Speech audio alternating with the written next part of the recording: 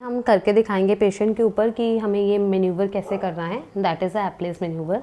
इसमें हम क्या करेंगे, पेशेंट को सिटिंग में बिठाते हैं और पेशेंट को बोलते हैं डीप ब्रीदिंग एक्सरसाइजेस के लिए। ये मैन्यूवर में नहीं है, बट डीप ब्रीदिंग एक्सरसाइजेस अगर आप करोगे तो उससे आपको चक्कर कम आएंगे। ठीक है, डीप ब्रीदिंग एक्सरसाइजेस अब कैसे करनी है, नोज से लंबी सांस लो, फूंक मार के छोड़ो। अभी इसमें हम अभी एप्लेस मैन्यूवर करेंगे। उसमें क्या होता है, पेशेंट का हम हेड रोटेट करेंगे 45 डिग्रीज। अभी ये 45 डिग्रीज़ है, आपको ऐसे नहीं रोटेट करना है, वो आपका 90 डिग्रीज़ हो जाएगा। मिडल में रखना है, दिस इज़ 45 डिग्रीज़। अभी 45 डिग्रीज़ पे आप जब हेड रोटेट करोगे उसके बाद हमने पेशेंट को नीचे लेटाना है।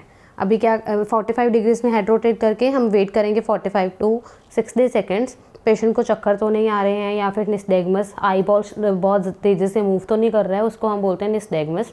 वो पहले सबसाइड हो जाए, फिर उसके बाद हम पेशेंट को नीचे लेटा देंगे। अभी नीचे लेटाना है, इसमें पिल्लो नहीं रखना है। अभी ये जो 45 डिग्री का हमने रखा था, 45 डिग्री पे ही मेंटेन रहना चाहिए और आपके पेशेंट की एक्सटेंशन मेंटेन रहनी चाहिए, मतलब गर्दन थोड़ी नीचे रहनी चाहिए।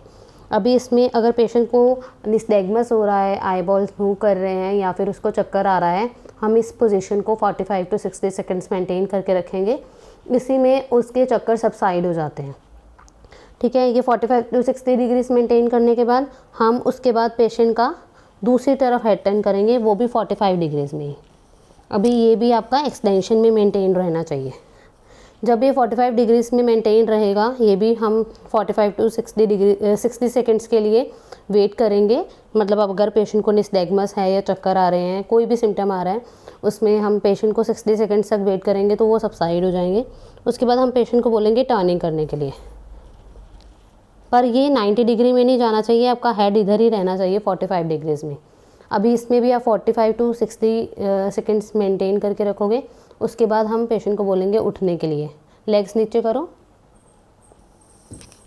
और उठने के बाद ऐसे ही मेंटेन करना है और फिर उसके बाद गर्दन को सीधे कर लेना है। ये आपका है एप्लेस मैन्यूवर। अगर आप इसको करोगे 2-3 बार, ठीक है, तो आपको ये जो ओटोकोनिया के क्रिस्टल्स हैं वो आपके सेमी सर्कुलर कैनाल से निकल के अपनी पोजीशन पे आ जाएंगे और आपको चक्कर रिलीव हो जाएंगे।